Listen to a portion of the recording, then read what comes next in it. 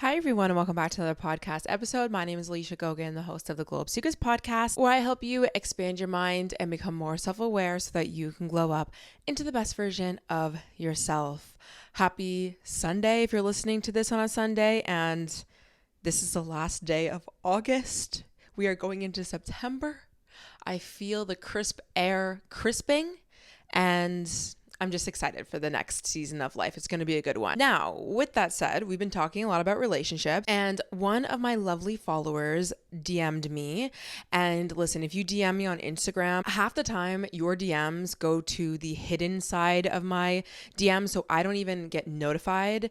And then I see them like weeks later, even on the podcast Instagram. But also, if you DM me and I don't answer, please don't take it personally. I get so many messages from you guys, and it's surprising because on Instagram I have like the least amount of followers. Like it's like probably my smallest platform, I guess, because I just kind of post whatever I am doing in my life. But anyways, I had opened up my hidden DMs and I saw this DM, and I really think it's going to resonate with a lot of you guys. I definitely feel like I've been asked this question a lot, and I'm in a relationship as well. So I feel like this is such a great topic to talk about. And it's really all about how to be more confident within your relationship. You're in a committed, healthy relationship, or maybe even you're in the dating phases and you want to feel good about yourself. You don't want to feel jealous. You don't want to feel low self-esteem. You don't want to be comparing yourself. You don't want to not believe that you deserve love. I think that's a really big one when we step into healthy relationships. We like second guess it. Sometimes we push it away. Sometimes we're just doubting it. So hopefully today's episode will help and resonate. And I'm going to start off by reading the DM with the question. So she said, "Hey Alicia, sorry for the total DM spam. I just wanted to put in a request for a podcast episode. Please, can you make one on being a confident individual while in a healthy relationship? I'm 35, in the first healthy relationship of my life, and have been struggling so much with imposter syndrome, low self-esteem, and past traumas. Not feeling good enough for him as well. I work on it every day. I love your podcast so much, and I would just love to hear your advice and views on this. How to improve and how to put your partner just a little bit lower on the pedestal so that you can be a bit higher. Thank you so much." So before we get into my advice, I want to make a distinction here. She said she is in a healthy relationship. And I feel like there's been many seasons of my life, especially in my early 20s, even like when I was 18, 19, where I was feeling the things that she listed, low self-esteem, not feeling good enough, but it was in relation to somebody who wasn't choosing me. He wasn't showing up. He was an avoidant. I was playing out a relational trauma pattern with this man, or maybe this boy, essentially this boy, I'm sure, right? So I just want to say that because sometimes I feel like us women, we try to fit a square peg in a round hole, which will never go in, meaning we are trying to feel confident and we are trying to feel secure with a man or a partner. I'm just saying men because I date men. A lot of you guys do too, but this advice can totally be applied to really anyone. But we are trying to feel good about ourselves with men who are also not healthy. And I also always like to say this when it comes to your anxious attachment style. If you have that, sometimes, yes, you need to work on your anxious attachment style by, filling up your own cup and feeling good about yourself. And I'm sure some of these things that I'm going to be talking about in this episode will help. But then you have to take inventory of, are you just with a person who is constantly triggering you because they're not healthy and they're avoidant? Like, no amount of self-love and pouring into your own cup is going to make you feel regulated when you are with somebody who is dysregulating your nervous system, meaning they're not showing up, they're being inconsistent, they're falling off the face of the earth, they're not committing, they are not being emotionally there for you, whatever it is. Like, there comes a time where, and I've seen this in myself, I've done the work. And then my last hurrah before exiting the anxious attachment and even falling into avoidant sometimes patterns was being like, you know what? I am simply just choosing the wrong men. Okay. And the relationship I'm in now, he is so secure. He's very healthy. I don't have my anxiety flaring up at all ever. I don't have it. It's non-existent. It just doesn't happen. And I will attribute that to, having confidence within myself and knowing that I'm the the prize just like him and things like that. But on the other hand, it helps that my boyfriend is committed to me. He is a man of his word. He is consistent. He is emotionally available. He is secure. He's just there. Okay. And that's what we need. So anyways, I just want to say that, but bringing it back to the advice that I want to give you. And this is advice that I've had to give myself as well, because honestly, I would say that the relationship I am in is genuinely truly one of it is the healthiest and it is the most beautiful relationship that I've had thus far, but it's taken me a long time to get here. I'm 29. Okay. And what you need to be reminding yourself of when you are in a healthy relationship and maybe you're doubting yourself or you're even doubting a relationship and things like that is that it's going to take some time for you to feel confident within yourself, but also it's going to take some time for you to start believing that good things happen to you and that you get to be in a secure relationship and that the person that you are with loves you for you and wants to be with you and wants to show up for you. Sometimes it's very foreign when you start a new healthy relationship. And I was actually having a conversation with my boyfriend about this, how logically I know that I am deserving of a relationship. I know Alicia, she's done the work, she's a good girl, all of these things. I'm wifey material, this, that, and the third.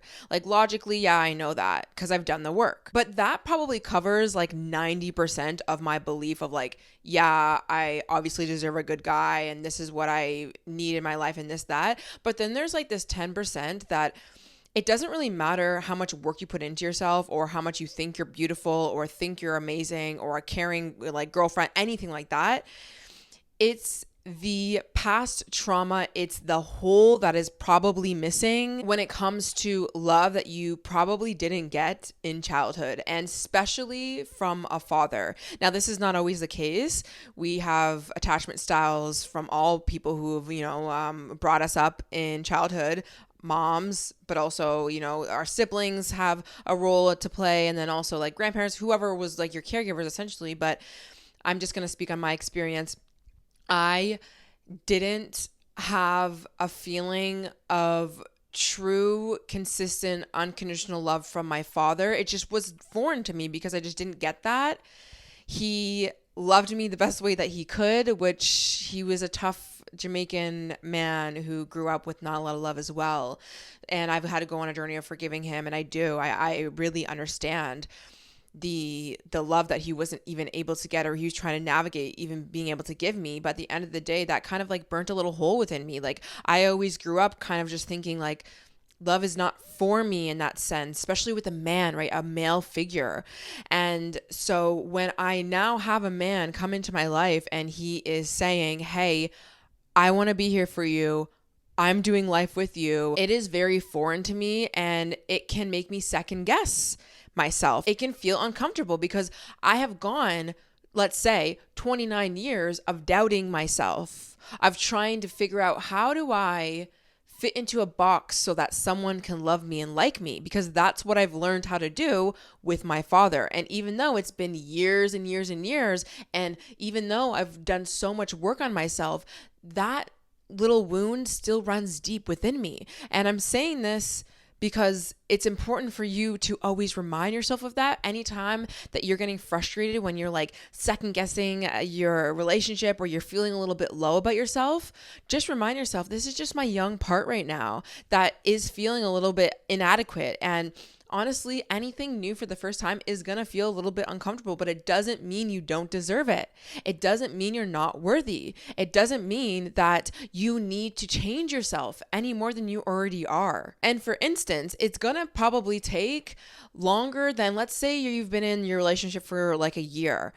it's probably going to take longer than a year for your nervous system to settle and to believe that you are safe in this relationship, considering you have lived all your life not feeling safe. So give your nervous system time to settle and believe that it's possible that you deserve love and that you are good enough, which leads me into the whole not feeling good enough and low self-esteem and things like that. You need to understand that those are simply beliefs that you built and you picked up from your past. And so when you are feeling, I'm not good enough, oh, I need to change myself, I need to be more pretty, or I need to be more successful, or I need to do all of these things, X, Y, and Z, it's just coming from that old identity, and you need to separate yourself from that identity. You do not need to, and this is a choice though, but you do not need to be the girl who's moving through life believing that she has to continue to work on herself in order to get love.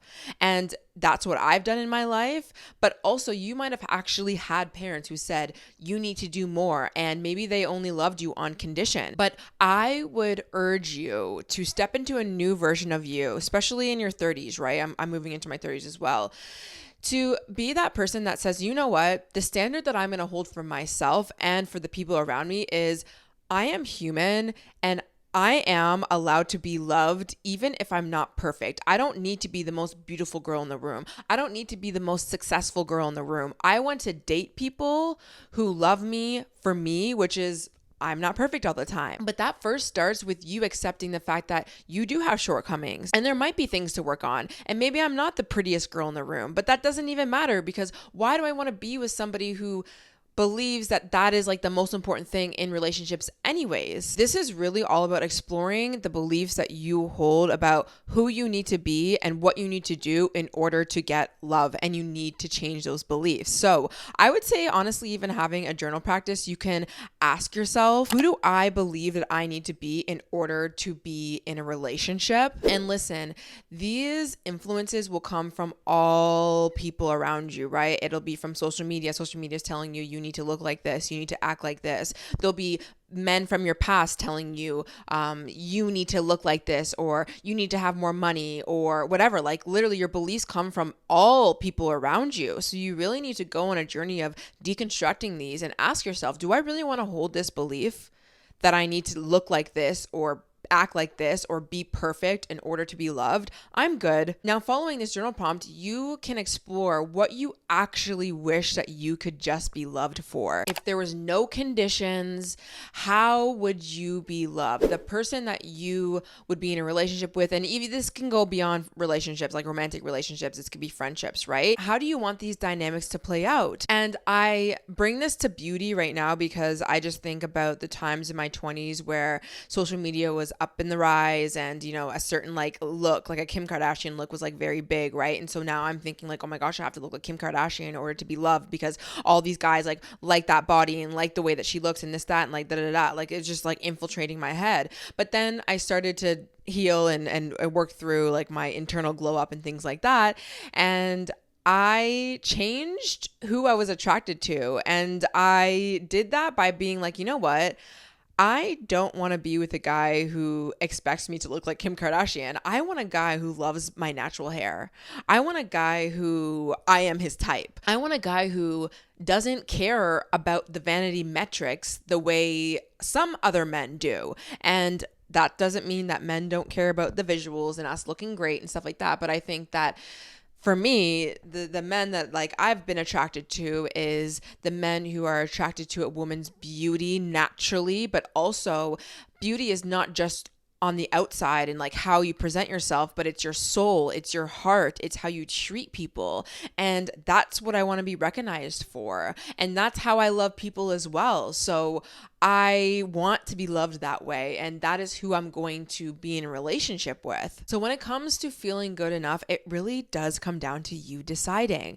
And it's very counterintuitive because we've moved our entire lives looking outside of ourselves and waiting for somebody to tell us, you are loved, you are good enough, you are worthy, and I'm going to be here and whatever. But you know why we've done that is because when we were young little girls, or even boys, young little girls, we are waiting for our fathers and our mothers, but especially our fathers, to tell us that. And a lot of us did not get that. And you really need to have that conversation with your inner child and be like, listen, you had a father or a parent or people around you who might not have poured into you, or we even fast forward into our teen years or in adult years, because maybe you did have parents who poured into you, but then maybe somebody in your past really kind of like tore that down and made you second guess yourself. But understand wherever that was coming from, you always deserve to be loved. You were always enough, but that person couldn't pour into you for whatever reason, but it has nothing to do with you. That person was hurting, and unfortunately, hurt people. So you need to stand up for yourself and be like, this is no longer going to be a thing. And honestly, sometimes it's helpful to step into this big sister role for your inner child, because I think when you're a sister, you're typically very protective over the young ones. And even if you're not a sister, like you're an older cousin or whatever, like anything, you see a little girl and then you see, let's say, a boy or a girl, anyone being like, you're not enough, you're ugly, you're this, you're going to be like, absolutely not. That is not what's going down here. Okay, so we're going to remove that little girl from that situation as much as we can and tell her and pour into her and be like, you are good enough. This person over here, they're not okay. So we're not going to internalize what they told you that you are or not, or the love that they withdrawed from you. And I'm going to give that to you now. And that's what you have to give to yourself. And you do that through morning practices, through daily rituals, through taking care of yourself, right? Even taking care of yourself in the sense of going to the gym, moving your body, eating well, focusing on the things that light you up in your life, romanticizing your life, going out to see friends, and doing the things that really light you up is going to be something that honors your inner child, that lets her out. And when you find yourself second guessing, understand it's that inner child being like, oh my God, I don't know, I'm not enough, this, that, and you have to pour back into yourself. Now, of course, you can have other people tell you these things as well, but I do think internally it comes down to yourself first.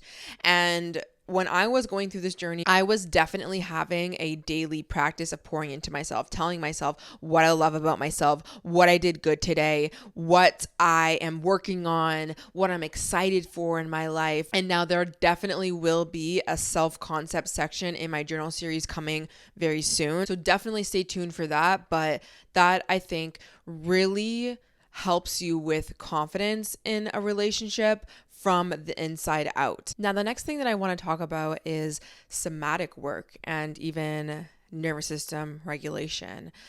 When we are not feeling confident within ourselves, of course, it's the beliefs that we are telling ourselves on a daily basis. You're not enough. You need to look like this and you need to act like that and you need to be more successful and this, that. But another thing that's like very layered, which, you know, is very rooted in past trauma, is the fact that our energy systems, our nervous systems, they're stuck. They are scared and maybe even in fight or flight. But, you know, when you think of somebody confident, not only, yes, it's their mindset and the things that they tell themselves, but they are usually expressive, right?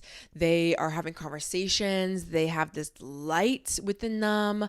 They are having eye contact with people. They're moving their bodies a lot typically. They're really just taking up space. And for a lot of women and men, but for a lot of women, we have been taught to suppress and to be small.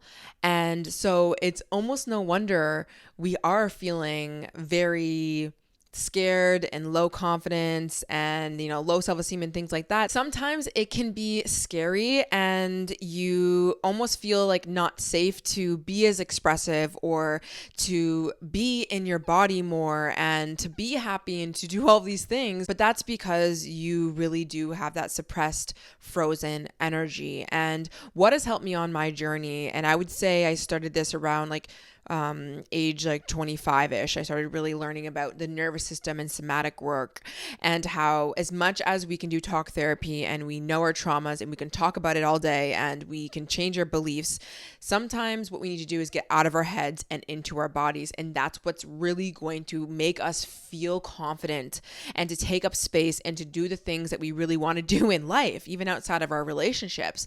And so, for instance, you allowing yourself to feel your feelings will allow you to actually feel confident, which sometimes we can't even make that correlation, but I'm promise you, when you start doing practices where you're letting your feelings out, you're not suppressing the things that you're feeling or thinking anymore, especially as a woman, it will make you feel powerful.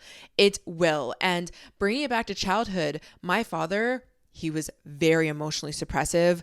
I couldn't cry around him. I held so much in. All my life, I was just so afraid. I was shy. I didn't say a word. I didn't want to upset him. I was scared of him. And that energy, and I write about this in my book, The Ultimate Glow Up Guide. If you're watching on YouTube, it's this little pink book here, and I can link it down below. But I talk about my story, how for so many years of my life, I was just so tensed and so scared, and that translated into having low confidence, right? Like if you're afraid to speak your mind, if you're afraid to even just speak, that's going to translate into you going to high school and not having confidence with yourself to put up your hand. You're afraid to put up your hand. You're afraid to speak. You're afraid to talk to boys. You think that you're not good enough because you don't have that self-talk. You don't have a father who's told you that. And of course, you in your own body, you do not feel safe. You do not feel confident. And I even think about like in high school, and this is typical because we kind of go through it like that awkward, like weird teenage phase where maybe we're gaining weight or our bodies are changing and things like that. We just don't feel confident and comfortable. But if we don't have practices where we can be more expressive or around people who are healthy and regulated and encouraging us to play, to express, it's no wonder why we do not feel confident, okay? And so sometimes it's about going on a somatic journey, essentially. And the way that I've learned to do this is one, like I said, first actually having an emotional release practice, which that will absolutely be a part of my journal series as well. But it's essentially just giving yourself time to write out the things that you're feeling when you are feeling emotional. And that means letting out the rage and the anger or the self-pity or even the self-hate towards yourself sometimes, or to people who you would never say these things to them, but you're thinking it. So you're just going to write it out, and you can rip up these pieces of paper and you can throw them away. This does not need to be true. It's just true in the moment, and you need to let these things out. Or of course, letting out your tears. I used to never cry ever. Like I used to be so stone wall cold because that's how my dad trained me to be. And I was very uncomfortable with emotions because I, one, learned that those were bad. So I'm not going to express those things around my father. So I'm going to then demonize those things so I can be safe, because that's what we do as children. I need to keep myself safe, and I rely on my parents. I rely on this man that I see every single day. So I'm going to do whatever I need to do to keep myself safe. And he's taught me not to cry, not to express, not to be myself. So that's what I need to do to keep myself safe. So what I'm going to do is anytime I have a natural emotion, because I'm human, or a natural want to express myself, I'm going to demonize that. And I'm going to tell myself it's not good. It's bad, it's wrong. So much so, when I go into the world, I'll see other people be expressive. I'll see other people crying. I'll see other people do these things, and I will get icked out. I'll get weirded out. I'll get uncomfortable. I can't be around that. I don't know how to be around that. But when you work through this, like I have in my life, I'm not like uncomfortable when somebody is crying. I'm not uncomfortable when somebody's expressing. And in fact, I'm more like, wow, like so beautiful. Like I wish I was like that more. And that's sometimes what you can be as well. You see somebody who's very expressive, like, oh my gosh, I wish I could be like that. Well, that's probably because you haven't unlocked that part of you, because sometimes we learn to suppress that. So when it comes to releasing emotions and being more expressive and being more embodied, which is what somatic work really is all about, you want to take things very, very slow and baby steps, because if you try and push yourself, let's say, I don't know, to go into like a group session with people where everyone's like speaking out their emotions and they're crying and they're having this breathwork experience, when you've literally never cried, not even with yourself, then that might be too overwhelming for your nervous system. And your nervous system, your body is very, very intelligent, and it will protect you at all costs. It will do so good at keeping those cries in. So Doing practices like this alone can be your first step. I used to just write out, my emotions, and I would cry by myself. I would let myself cry in my own room, not around anyone first. And the more times I would do that, I felt even more comfortable crying around other people or even allowing people to cry with me, things like that.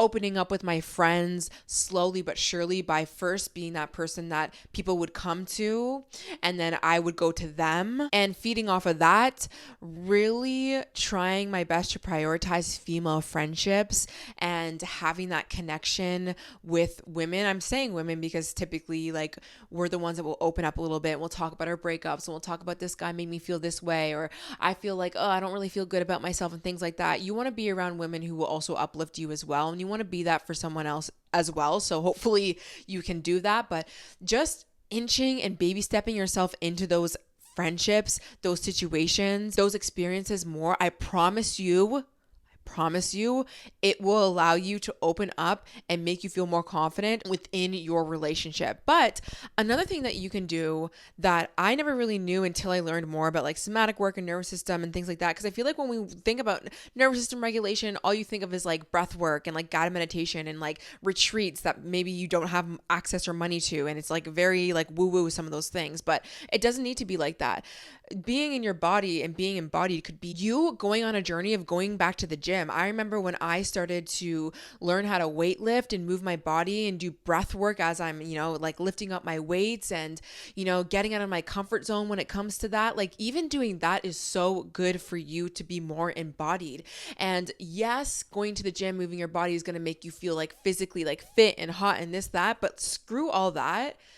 That does something deeper than just vanity metrics. It brings you into your body. You're feeling your muscles. You're moving it in a way that you've never moved before. This is why sports is very good for even men. Like men, I find like they take up a lot of room, right? Like they're typically very expressive and they're whatever. A lot of that is because like they really indulge in play. And when you indulge in play in that way, you become more expressive and you are more confident. And I even think about when I was younger, when it came to play, I was very afraid of playing. Like I always wanted to play with the kids over there, but I was like too nervous and too afraid and this, that. But if you have more of those experiences, then you will feel more confident. And so even just allowing yourself to laugh more, right? Like laugh with your friends. Like let's not be so serious about life so much. And I'm saying that like to myself because I've had to really, really go on that journey and I'm still learning and I'm still going through it. Another thing that's always supportive too is you going to therapy. I'm sure anyone who's been going to therapy, you've probably seen a little bit of a difference with you being a little bit more open to talk about things that, might have been suppressed or locked up within you, even if it's just to your therapist or even just to that one friend. Those things really do change and move some of that energy, move some of that stuck nervous system, scared energy within you. So do not underestimate those baby steps. I think, again, sometimes we think we have to do this like retreat thing and we have to like change our lives and all that stuff. It doesn't need to be like that. Also, breath work can be really good. I actually did a breathwork journey last night at the studio. This girl, her name is Steph Morris, and you can find her on Instagram. She is such a good breathwork facilitator, and she invited me to one of her journeys, and I didn't necessarily know if I was going to enjoy it because I've done a breathwork journey before, and this is around maybe like 10 other people in a class. And basically what you're doing, well, it depends on every facilitator, but they're bringing you through a journey. Usually it's like an hour. They're playing like really very expressive and beautiful music. And they're typically bringing you through a breath pattern and you're just breathing the whole time. And breath work can bring you into a meditative state. It can bring up emotions. It can release stress, so many things. But a lot of people, especially if they're seasoned in breath work, they will be crying out loud. They'll be screaming sometimes. Mind you, the breathwork facilitators usually like move your body, let it out, and like we're gonna breathe and like release and like all of these things. But if you're not expressive, if you're kind of like scared to even like take a breath around somebody else, it can be a lot. And your body again will do a really good job at keeping everything in. So sometimes it can be also like overwhelming when somebody else is over here having their own journey and doing it. And if they're really expressive, then it takes you out of your journey. So I'm saying all of that because sometimes you need to start slow by maybe you're doing a breathwork journey at home. And you know what? This is just a shout out to Steph. She has an online, like a monthly live breathwork session that she does every month. And she also has, I believe, like an online community where she has like pre-recorded ones as well. I'm going to start taking them. So I'm just saying that I can link her information down below. But again, even doing that in the comfort of your own home, not around a lot of people. And then maybe one day you're going to go into that journey where there's going to be other people around you. But for me last night, I kind of knew going into it what it was going to be based off of the last one. And I was kind of telling myself, like, you know what? You don't need to expect yourself to have some big release. There's probably going to be people around you who are more expressive than you, and that is totally okay because your nervous system is going to keep you where you are comfortable. And it's all about having that relationship towards your body and understanding that your body is not against you, and you can push yourself to, take a little bit of a baby step and just see what it will feel like if you let out a breath a little bit louder than you usually do. Understand that nobody else over here is judging you, and if they are judging you, really what's happening is you're judging yourself and they're judging themselves, but it doesn't really, it doesn't matter what people are doing over there. And anyways, I'm just saying all that because that's something that I have done as well and I will continue to do, but it's taken time for me to do. But again, you can do these things at home as well. Also, the Open app, I have a link for free 30 days and it's in sync with your cycle, but you guys can download that if you want. I think it's only available for Apple users, but it's a great way to kind of get into like breath work and meditation and things like that. But that can all help you release energy, release even your thoughts and your beliefs that you might not be able to change your mind logically, consciously. And that will really help you feel more embodied, especially as a woman. And when you feel embodied, when you feel confident like that, you're going to go into your relationships being like, I am worthy. I am taking up space. I don't need to be anyone that I'm not because I'm accepting myself. I'm doing this work. I am moving through life. I'm taking action. I'm not sitting here dwelling on my thoughts, not taking action, not taking care of myself, feeling like shit about myself, ruminating and living in past traumas and living in old identities. I'm not doing it. My inner child deserves for me to be better. And that's the journey that I'm on and the journey that I've been on. And I think that that's really kind of how you actually become confident. It is a journey. It's not this like one thing that you tell yourself or you changing like the way that you look. And we wonder why so many women are changing themselves physically and they're still so miserable and so depressed and they feel like shit about themselves is because it's not an external thing. It's not. And listen, I'm not going to say that makeup and working on yourself aesthetically like doesn't like do a little something for you. Sure. Us getting ready and us having rituals and us feeling good about ourselves that way, that's beautiful. And I love that. I'm all here for that. But at the end of the day, that only feels as good as it does when I am doing that inner work. The more I do the inner work, the more I glow on the outside anyway. And the more that I'm like, yeah, I look great and I don't need to keep doing X, Y, and Z. And I'm going to end out with a little quote that I found from Pinterest, which is actually a Twitter quote. And it says, even if you're in the most magnificent relationship, never stop prioritizing yourself. Nurture your body and your magnetism. Treat yourself like a queen that you are so that your relationship can keep elevating. Because when you know you're a gem, your person can feel it too. It's all energy.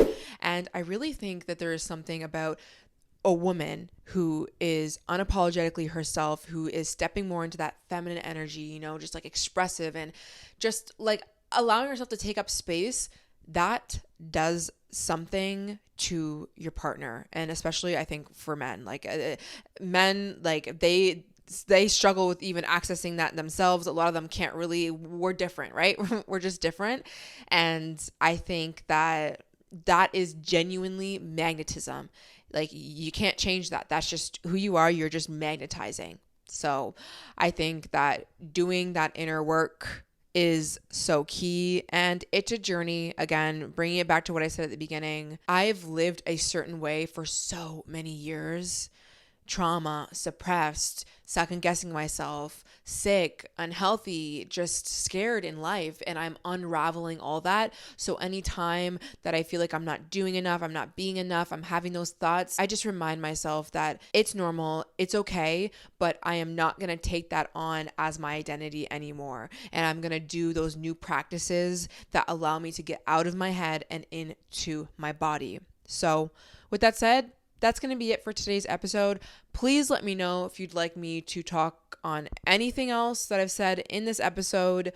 Feel free. I love talking about these things, especially like woman to woman, you know? Also, if you are on Spotify and you haven't rated the podcast, could you please rate the podcast for me? I would really appreciate it. It gets it out to more people. We have a 4.9 star out of 5 like rating, which is very, very good for the amount of ratings that I have. Like, I'm super happy with that. Would I love for that to just be the 5 out of 5 stars? Yes. I don't even know if that's really possible now, but regardless, thank you anyone who has rated and reviewed. Also, you can do that on Apple as well, but if you think that I deserve a 5-star, I would absolutely love it. But honestly, it just helps people get to this podcast even more. And if you're watching on YouTube, don't forget to like this video if you enjoyed it so that I know and the algorithm knows to push more of these videos to you. Don't forget to subscribe, and I will see you guys in the next one. Bye.